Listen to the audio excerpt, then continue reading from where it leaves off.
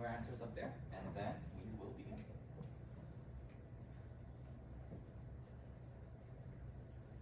And let me display that over here. Excuse me.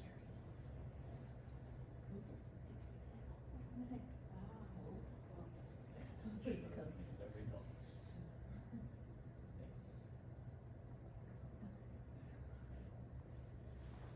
Yes, that is the code. Nice. That is our doctor's pet. No problem. Student. I love it. Rigor. All right. Paperwork. Paperwork. Right?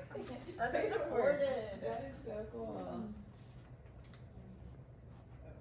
All right, there you go. Ah. Under-supported. That's how we're addressing it. Responsive. Like special attention. Bias. Paperwork. All right. What's up? What's up? Okay. What's this one? Okay.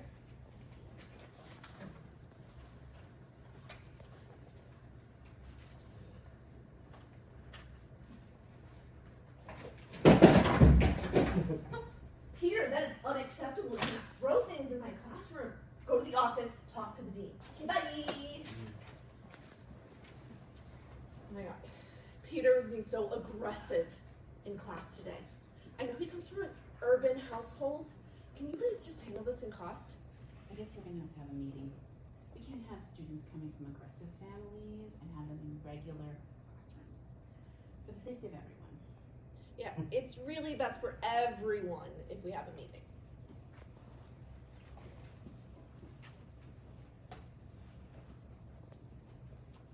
Hi. Hi. The student comes from an aggressive family and is throwing furniture in class. These urban students are creating an unsafe environment. Please contact the family. Okay, and well, it's Peter, right? Yeah. Okay, let me call the family. Hey, I'm the SST coordinator. Cost referred you to us for a meeting. So we're trying to focus on making your student, Peter, better. We're here for you. So, Mom, Peter, we think your son is aggressive. He threw a chair in class, and it's a teacher's chair, not any chair. This is unacceptable. He obviously has some trauma and emotional disturbance. What do you have to say? Who are you anyway? You people are always calling me about my son. My son says his teacher doesn't like him. Did you actually see him throw the chair? No, but I'm just contacting you that we're in the process of trying to support your son. It's our job to design interventions for your student. I thought so. So where did he throw this chair? Did anybody even get hurt? Did you even ask him why he threw the chair? Okay, I'm gonna have to stop you right there. We're offering you support, and this is because he needs it so that he can stay in school. There's no way that he can go without it. Without it, he might even go to juvenile services, and he can be at risk for expulsion. So in regards to the situation, what happened, and we're just trying to support your student right now. You're more than welcome not to take our suggestions. It's your choice.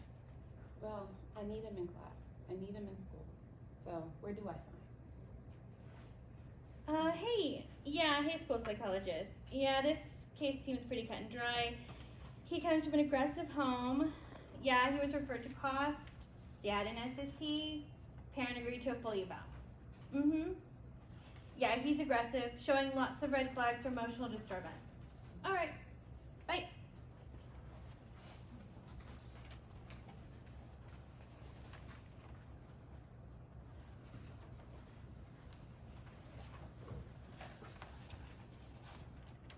Right, so after that, I think we should probably all take a deep breath. Yeah. So just take a deep breath. Try to get that toxic thing that we probably have way too much familiarity with kind of out of our systems. We're gonna do a little interlude where we're gonna introduce our framing. What are we hoping to move? How can we move away from that kind of engagement and environment in special education? So we based most of our framing on Eubank's push from discourse 1 to discourse 2. And then we looked at the specific ways that special education could be moved from a discourse 1 mindset to a discourse 2 mindset. The first thing that you saw is this linear chain of response that's really disconnected, where people are not actually talking to each other or even to the student. There's just this line, and it moves the problem away from the classroom space. What we're hoping to move towards is a circle of support, and a connection between all people who are trying to serve the students. Currently in special education, we're focused on a deficit model. So what are our students' weaknesses? What are their challenges? What are they worst at? And everything that we have, from our assessments to our interventions, are focused on this ideology.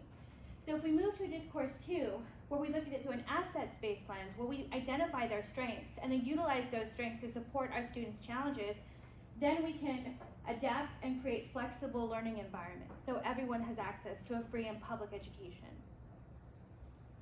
The next thing we're looking at is how discourse 1 is punitive. It's a referral-based model. We're designating, we're labeling in a negative context. In discourse 2, we're working as a community in partnership to facilitate success for the student. And we want to acknowledge that in discourse 1, there are movements and there are efforts to try to provide a more inclusive space, inclusion. And it is an experience for special education students when they're included in the classroom where specialists are included and also to support the student. It's a push-in support, yet we want to challenge the notion of special education that it does not have to only belong to the specialists. We should try to push for a sense of belonging where all teachers feel empowered and also equipped to connect with students and plan for all of them to belong. So when we looked at this, we were looking at it as, it's just a change of mindset. There's laws that are already in place to support that all students learn at the highest levels. There's IDA 2004, ESA 2006, and even the RTI model. So these laws were probably enacted in isolation of each other to respond to some specific situation. However, when we think about them in concert, they all work together to improve student learning. Not just our neurodiverse students, but all students. So what we're thinking is just a change of mindset. The more. No. Oh yeah, we're not Yes, done. but Okay, we're extras. We are.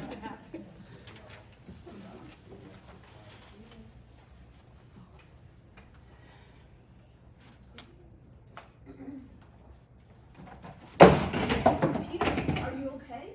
No, I'm not okay. Can we talk about what happened? Well, it's so unfair that I have to stay after school to make up for my project. I have enough shit to do as it is. Fuck this shit. I need to go home. I don't want to do any revision anymore. Okay, that sounds really frustrating and like a lot to be dealing with. I can hear that you're really upset. Why don't we get you some help so we can help you calm down and be here? We need some help. Oh, come on.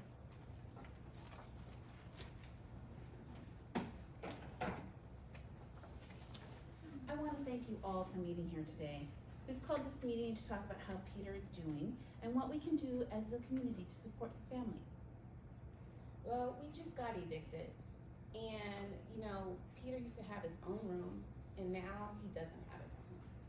I've lost my job because I've had to stay at home to teach Peter. So now I don't know what to do. I'm sorry to hear about your situation. It is difficult, and we will support you. Let's start with getting you both some counseling, and we can get you some food services today. And let me make some phone calls and see if I can find a place for you guys so that you can have your own beds. Is there anything else that we can do for you? So are there any other supports besides counseling? Hi, we have a social justice circle on Mondays and Wednesdays during lunchtime. Would that be okay for key attendance? Peter, would it be okay with you? Yeah, we can try it. We can also continue to monitor as a team and keep you updated.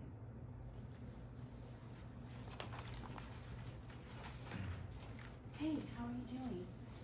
Good, I'm okay. Yeah. All right. I just wanted to check in and make sure everything was fine.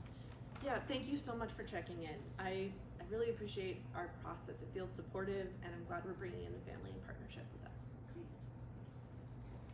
I just want to say thank you, and I'm sorry I feel supported and I appreciate all of you. Peter!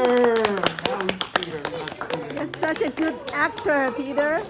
We're not checking it. It just keeps going. Encore! I don't know. It's the encore. All right, so in closing, we put together a poem pulling in words from all the group members, and we're going to present that together to you as our last piece. Everything is everything. As we move from the borderlands towards belonging, we remember, no one told the caterpillar not to transform. We start with selves wrapped in protective cocoons, and after we emerge, we hold students at the center. We hold each other, are being held, accountable and accepted. We are in a sea of words, making meaning and navigating storms. We are the weather. When Baldwin calls us to go for broke, we prepare to be broken, to rebuild, to transform. We build belonging for healing, a vision of authentic education for all. Now